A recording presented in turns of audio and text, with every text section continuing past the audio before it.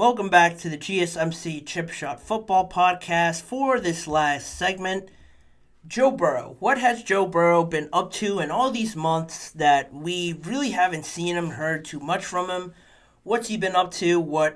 How's his status going on his health? How much can he improve this Cincinnati Bengals team that finished 9-8-ish, weren't great, weren't awful, but you expect a lot more from this Bengals team. And Joe Burrow obviously makes the world of difference for this team. And to give an update, he was actually a live guest on the live episode of the New Heights podcast last week with the Kelce brothers, where they had a live episode at their alma mater, the University of Cincinnati. They got all their diplomas, they did all the great things, had a great show, and they had Joe Burrow on from Ohio, from Cincinnati, and they had him on as a live guest, and they interviewed him, asked him a few things, and one of the things that they covered with Burrow, funny enough, to start off, was the taunting penalty and the tweet that he put out there during the Ravens game and the Chiefs game, when, if you remember, Zay Flowers had a taunting penalty. I want to say it was Zay Flowers. I'm almost 90% sure it was Zay Flowers, but had a taunting penalty that really hurt their drive, that looked like they were on the way to either take the lead or tie the game. And during that, Burrow responded on Twitter with a simple statement saying, "Let the guys taunt." It was funny. He talked about it more lightheartedly. He said, "Yes, I'm pro taunting. We're all grown adults that work really hard at what we do, and sometimes we'd like to show it. I'm not going to get my feelings hurt if somebody sacks me and taunts me. Like, you made a play, I get it, like, good for you." It's funny, he kept it lighthearted to open up his whole statement and reflect on that more. If you just recall, the NFL have been trying to emphasize it more, starting from 2021. But then since then, it's sort of dropped a little bit from that point. Went from 43 flags tossed on for taunting in 2021 all the way down to 19 in 2022. And then just last season, they only had 15 penalties for taunting. It was made as a sort of more of a joke on the lighthearted side, but it is something that will affect games. And they asked him about it because he seemed pretty serious about it. And he answered it in all honesty. I'm sure a lot of people will agree with Joe Burrow on that. But more seriously, the biggest thing that got headlines was what he said about the Kansas City Chiefs in that rivalry that sort of started heating up over the last few years, mostly in 2021, 2022, with the Bengals really just emerging as this team with Joe Burrow. They asked him about it and how he views the Bengals now stack up against the Chiefs going into this year. He said, "I think we match up pretty well with them. We're kind of built to beat them." That was the big headline that caught everyone's eye. We're built to beat the Kansas City Chiefs. It goes back to that instances on the field when it got a bit chippy between the two teams, specifically with Jamar Chase and some other players that got into each other's faces, had to be separated a few times. And afterwards, it goes back to Jamar Chase saying, I forget what year, if it was 2022 or 21, but if you remember, Jamar Chase had that clip when he was asked about who the best player in the NFL was, and he confidently, no doubt in his voice or anything, said Joe Burrow was the best player in the NFL in front of a media circle, media scrum after a game. It was funny because he said Joe Burrow, and then another reporter asked him, "What about Pat? What about Pat Mahomes?" And no, they said, "What about Pat?" And he said, very seriously, he said, "Pat who?" And everybody laughed. It was a pretty good joke, in all honesty. I thought it was great that he said Pat who, acting like he didn't know. Supporting his quarterback, you expect him to do that sort of thing. But afterwards, you say something like that, everyone's going to see it. Nobody responded on the Chiefs. Patrick Mahomes didn't respond in that moment. But then they go on to win the Super Bowl. Patrick Mahomes wins his second. And on Instagram, he responds so many months after with a picture of himself with his 2 Super Bowl rings saying, "That's who." Simple as that. That was the caption on the post. That's who. With the 2 Super Bowls. Everybody knew it alluded back to that. But on that rivalry, Joe Burrow saying that the Bengals are built to beat the Chiefs. It almost seemed like that back in the days, in those years, like I mentioned, 2021, 2022, where the Bengals were the only team in the AFC to have beaten Mahomes in the playoffs since 2019. And Cincinnati beat them in that overtime win in Kansas City in the AFC Championship game where they made the Super Bowl, lost to the Rams, but they beat Patrick Mahomes on the road, not to mention. That was a big win. Then I'm pretty sure they beat them right after in the season afterwards. It looked like the Bengals had their number until the Kansas City Chiefs finally beat them the following year, 23-20, to go on and win their second Super Bowl.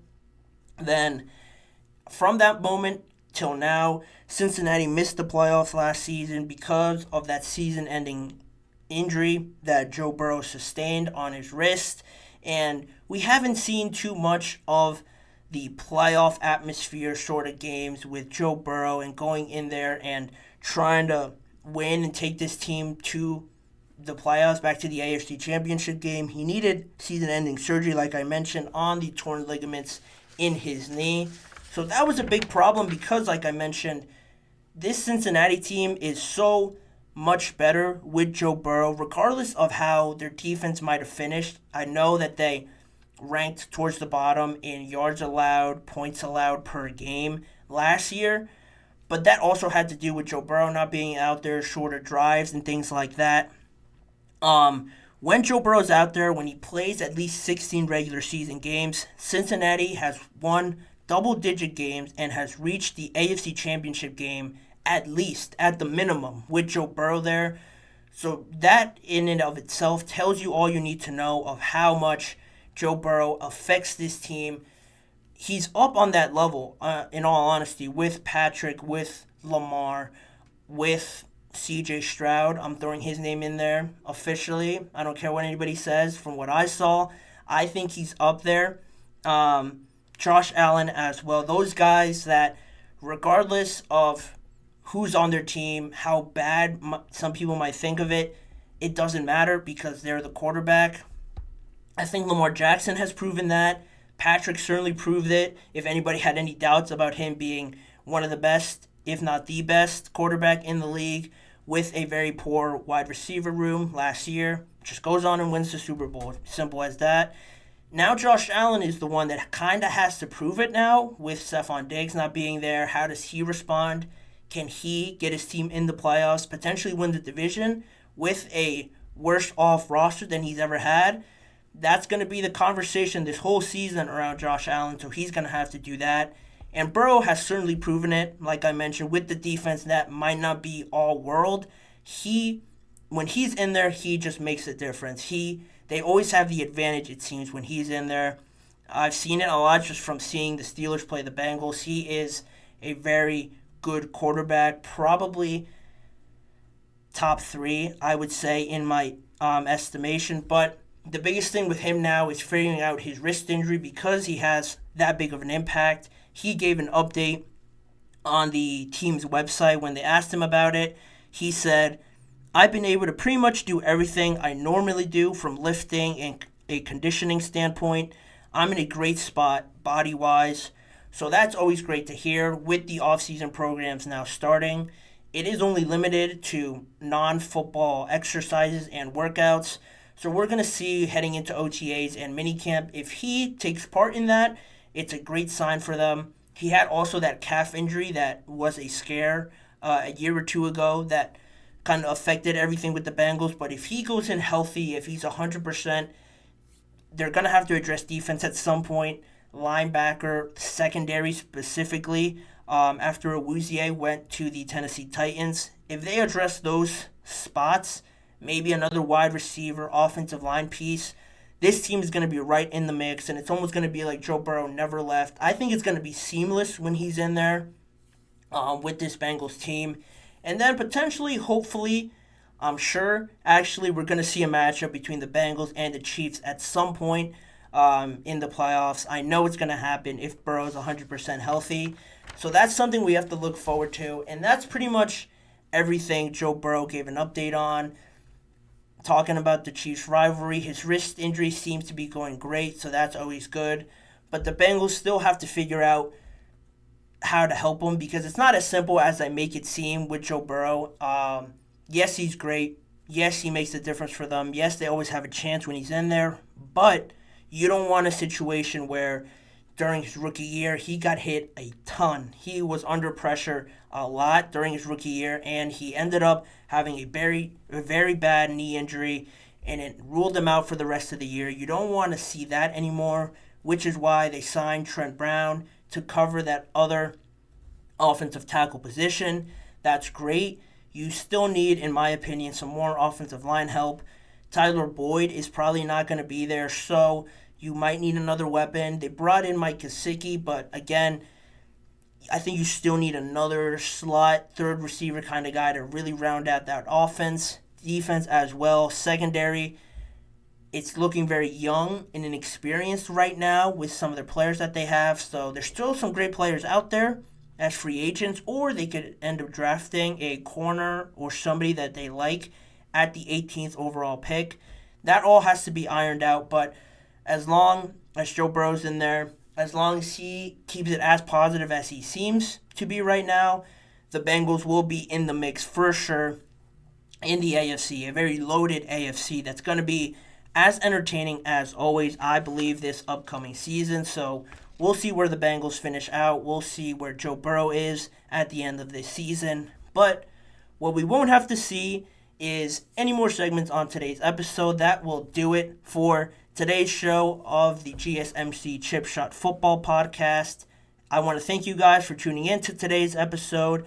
And please remember to like, follow, and subscribe to the show, as well as following the network on Facebook, Instagram, Twitter, and TikTok for more of the content on top of sports, outside of sports as well.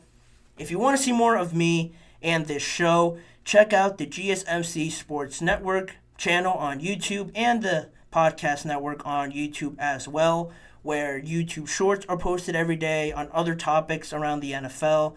These live recorded shows, the full version of those, are all on both channels as well as individual segment videos. If you missed a certain segment or want to rewatch one part of the whole live show, they're all on there as well. Make sure to tune in every weekday at 6:30 p.m. Eastern Time for more NFL and football conversations. We're only a few days away from the NFL draft, so make sure to tune in for that. More coverage on that with me, Manny Maradiaga, as your host. Thanking you guys again for tuning in, and I'll see you guys all back here tomorrow.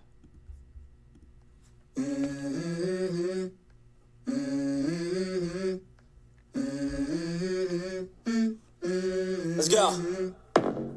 I wake up to a little bit of drool on my pillow, feel like it's gonna be a bad day. Yeah, I'm tired of shit, and the coffee ain't hit yet. Damn, ain't that great. I don't wanna go to